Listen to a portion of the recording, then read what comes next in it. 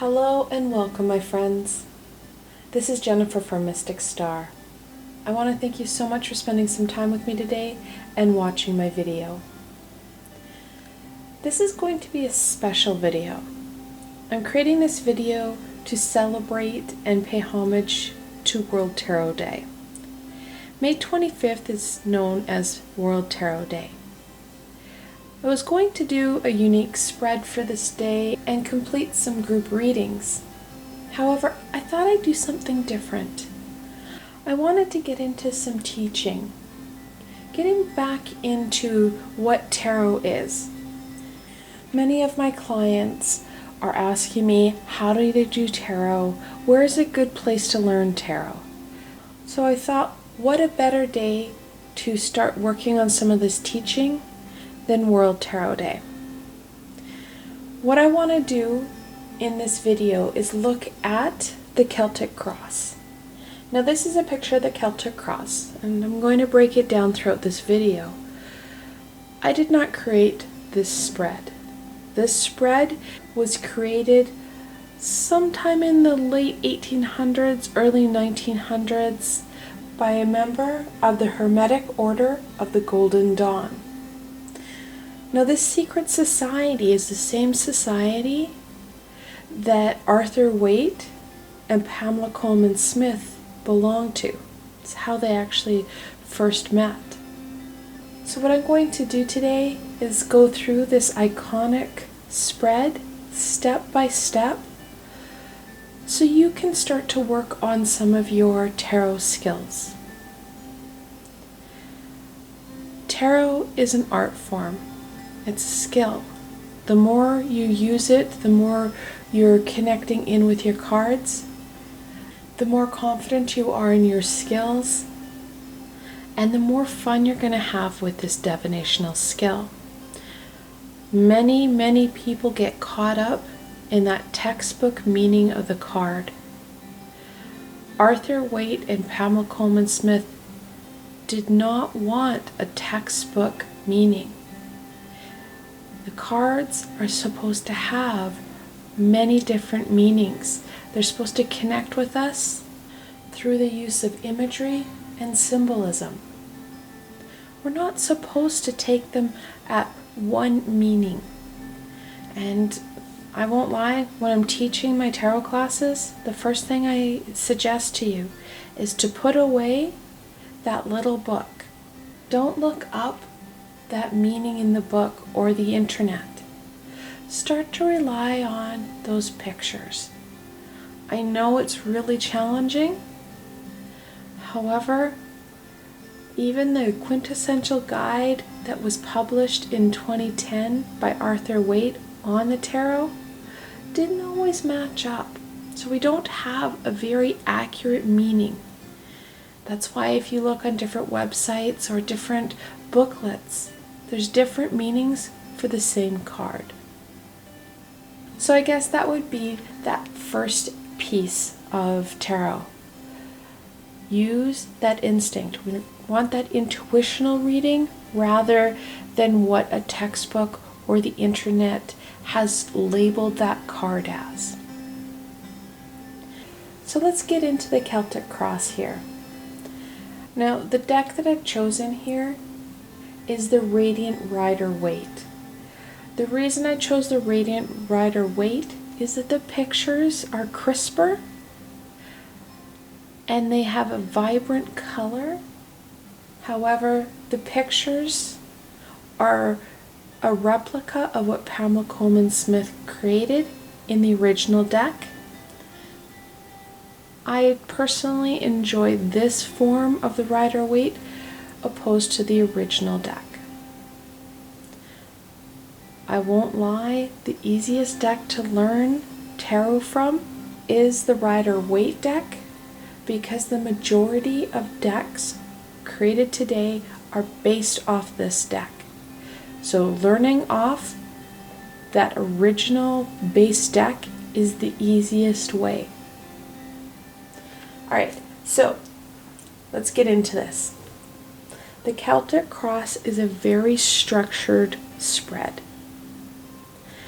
You can gain a lot of information from this spread. However, there's not a lot of room for creativity and to wiggle around a little bit. The structuredness of this spread does help in gaining some very clear insight when you're first starting out. However, this is a catch-22.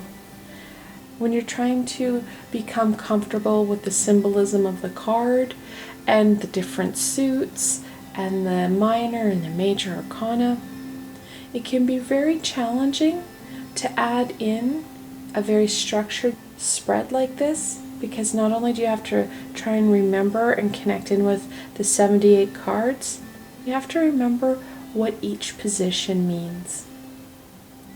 So it is a bit of a bear. The first spread I usually suggest people start off with is the basic 3-card spread to get used to that structure and reading within multiple cards. So let's get into the Celtic Cross here. So let's look at the first position. We're looking at the person of the reading or that present central issue that they're dealing with. So you could do a random shuffle and draw of a card. Okay? That random shuffle does give you a more intuitional or higher vibrational choice of card for the reading. Now, for ease of instruction, I'm not going to keep diverting back between. Now, for ease of teaching this video and going through this video, I'm going to be using the perspective of you doing a self-reading on yourself, of you completing a self-reading. The same strategies can be applied when you are reading for someone else and you have a querent in front of you. So, going back to the card, some people may have a connection to temperance. However, if you choose another card, you may not have that personal connection to, say, the 7 of Wands. There's not that persona within the card. So some people, instead of doing the random draw, they'll choose out of the 78 card what's called a significator. So a card that's going to represent that person or situation. Common ones are going to be, of course, the court cards. Whichever card really represents that person or situation. Some people choose the major arcana. It's a real individual choice. Now, depending on who you talk to, people have a clear preference and will promote that. So when you research the Celtic Cross, some people only choose the significator. Others will use that random draw. In my perspective, both will work. Both are very effective. If you choose a significator, you have a connection into that reading on the first position. Or if you use that draw method, you have that spiritual guidance on position 1. That connection can mean a lot, and that spiritual guidance can mean a lot. It's really a balancing act and a personal preference. I'm going to go off of using significator. I usually do, because I know that my guides and my guardian angels, the archangels, they're going to step in and give me the cards I need as I go through the reading and spread. So in position 1, this card is about you. It's about that situation you're dealing with, how things are in your perspective. When I use a significator like this, I then dive into why this card represents the situation or myself? What specifically about this card drew my attention to it, drew me to it? Those pieces, symbols, and imagery that brought you to this card are important to you right now. Dive into it. This spread gives us so much information. This is not a quick and easy spread. When you do this reading, you're looking at working for over an hour or more with the cards, because there's a lot of information that these cards are going to share with you. So that's position 1. Let's go on to position 2. This is an easy one. It's an easy one to remember. It's what's crossing you. That situation, that challenge, those obstacles. This you can do, again, we want to do a bit of a shuffle, and whatever card either jumps out, or if you need to draw it out, whichever card comes forward. Now, whether you read reversal cards or not, this card does not come in a reversed, because we're looking at it being sideways. So if you have a reversal, if you're choosing that significator card, it too won't come upside down. However, if you do a shuffle and a draw, you could have position 1 reversed. Position 2, you can't, because it's on its side. It's going to be in that challenge position. This is what's really bothering you, what is challenging you and giving you some grief. Again, going deep into how these two cards relate and their meaning and how they relate to you.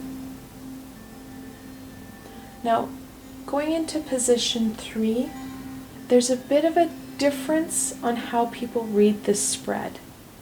Some people will start position 3 in this position, or here. I've seen it here.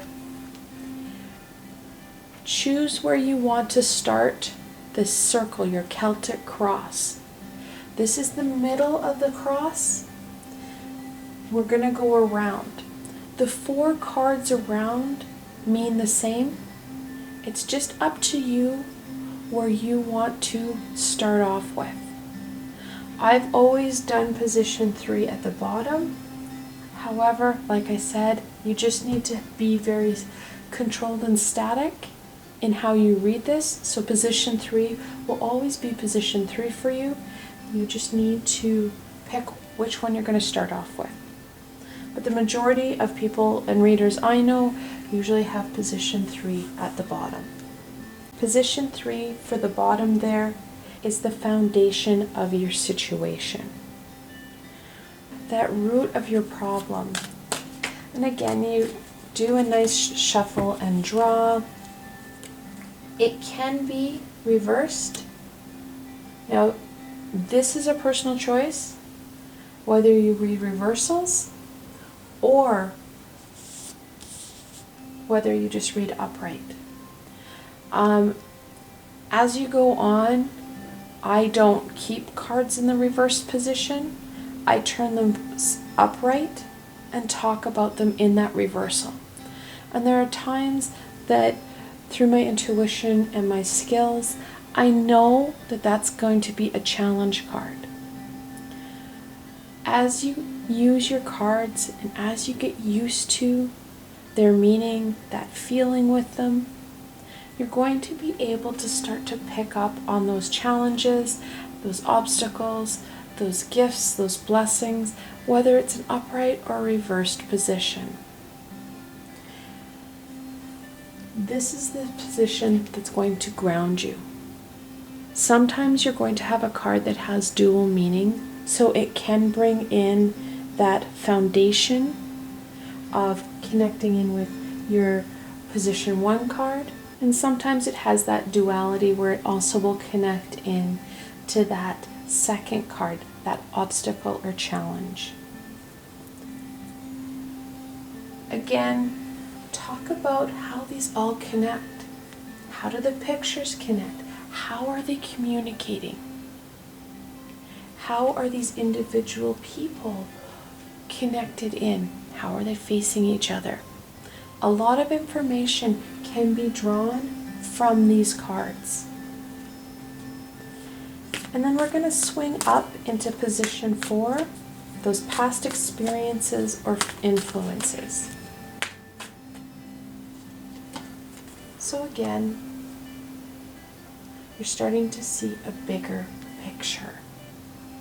Sometimes the cards are going to talk to you and it's kind of an easy, oh yeah, those past experiences are really penning you in.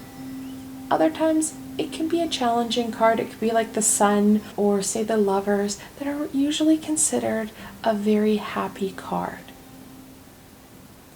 If you don't understand how it's a challenge, keep going. As the picture unfolds, things will start to make sense. And then on to position 5, the situation on the horizon. Those hopes, those goals, those dreams. They too start to form a picture. This can also be the influence of the high vibration, that connection to that astral plane.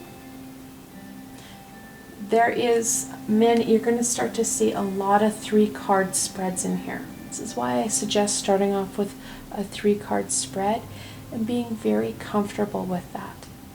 Because we have a very basic 3-card spread here of that above or that spirit connection. You have self, and then you can have that unknown or shadow perspective. You're also looking at that problem. We're looking at what's rooting that problem and that solution. So there's many 3-card spreads that can come up this way. These 3 cards are going to speak a lot together. When you add in that 4th card, you're getting a lot more information. Then onto position 6. The next turn of events or outcome influences.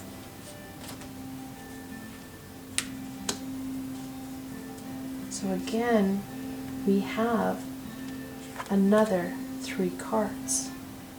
So you can do a lot with this 5-card spread here. A very common one you'll see is your past, your present, and your future. You add in that obstacle, you've got a lot of information that the cards are telling you. Now, these 6 cards make up the Celtic knot of your Celtic cross. And the Celtic cross, which is a very widely known symbol.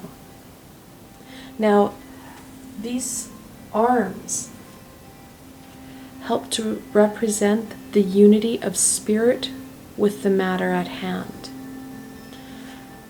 There are some readers that will use this part of the spread for their reading. They don't go any further.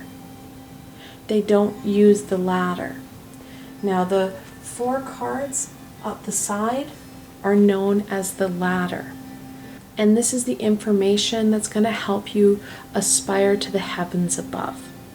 You have that connection of unity and the matter at hand, and then how to aspire above it.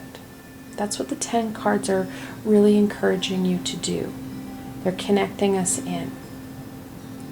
So going on into the ladder, the first card is in position 7, and that's your current approach or position. So this is currently how you're dealing with what's going on for you, what's happening for you.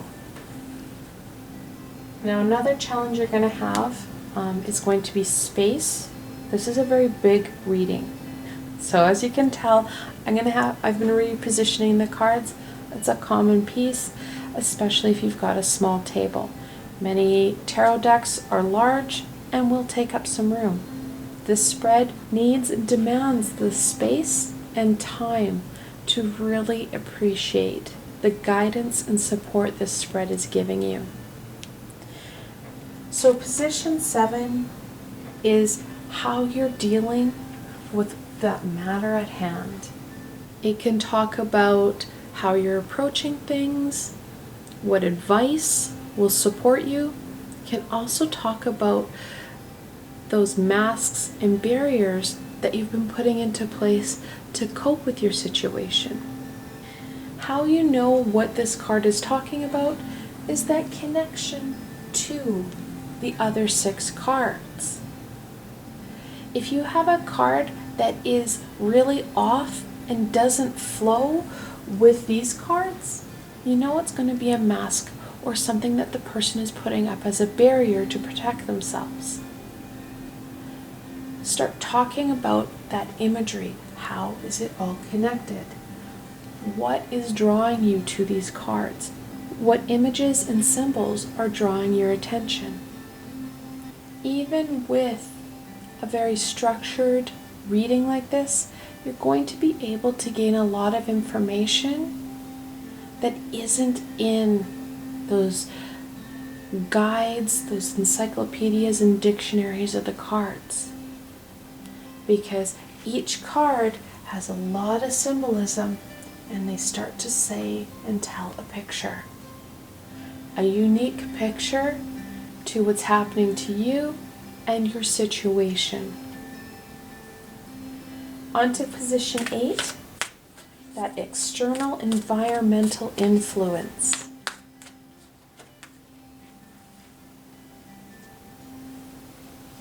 It's a pretty easy topic.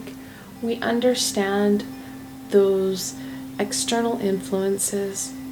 This position talks about how those external pieces are impacting you. And then on to position 9.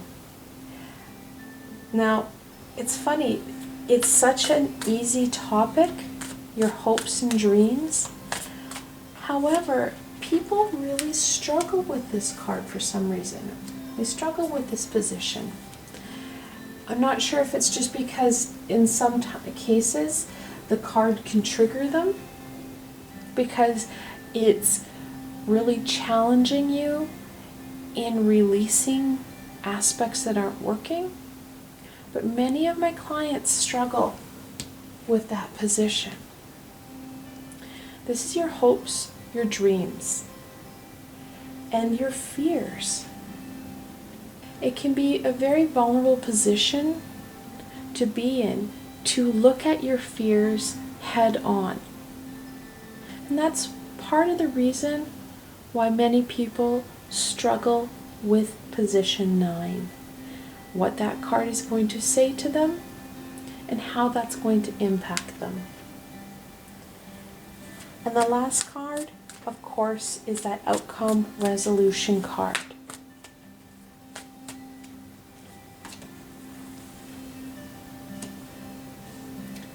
And again, that's a pretty standard ending card, that resolution.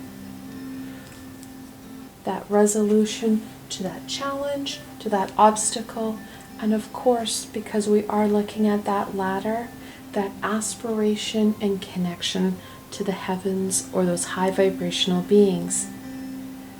This card, of course, helps to sum up and give direction to the reading. Sometimes, like the death card, it can be very obvious. Other times, you may struggle with that outcome. When you're struggling with the connection to how that card talks about that outcome or that future aspect, go back in and see how it connects with these cards. Especially during a personal reading, that card can be telling you something that challenges your value sets, your core beliefs, and your ego is blocking you from seeing it. I always recommend to my students that when you do a spread, no matter how many cards, take a photo of it. Then summarize the information that you took and received from this reading. Set it aside and revisit it 3 weeks later, 6 months later, a year later, and see the accuracy of your reading, and then also some of those cards that were trying to tell you something very important. However, you didn't want to see it, so you subconsciously ignored it. This reflection is a good practice to becoming an amazing reader. Seeing where your blocks are, allowing that release so that you're able to better understand what the cards are telling you. I want to thank you guys so much for spending time with me today and watching this video. I hope this video helped you understand the Celtic Cross a little bit more. I encourage you to take your tarot deck or your oracle deck and attempt this spread. In the description box below, I have a link to this spread so that you can try it out at home. You can reference back to the spread and use it for your learning and exploration into the world of tarot and oracle cards. Again, I want to thank you guys so much for spending some time with me today. If you enjoyed this video, please remember to give it a thumbs up and don't forget to subscribe to my channel for the latest content. There is so much more coming your way. I'm being directed to some amazing opportunities, readings, and teachings. The best way to stay connected so you don't miss out on any of this amazing insight, healing, and now teaching is to subscribe to my channel, hit that little red bell so you don't miss a video. Also, if you enjoyed this video and want to support me in making more, I have a Patreon page with many tiers and lots of perks. In some of the tiers, the perks are private readings and healings with myself. I provided a helpful link below, so why not go check it out. Until tomorrow, my friends.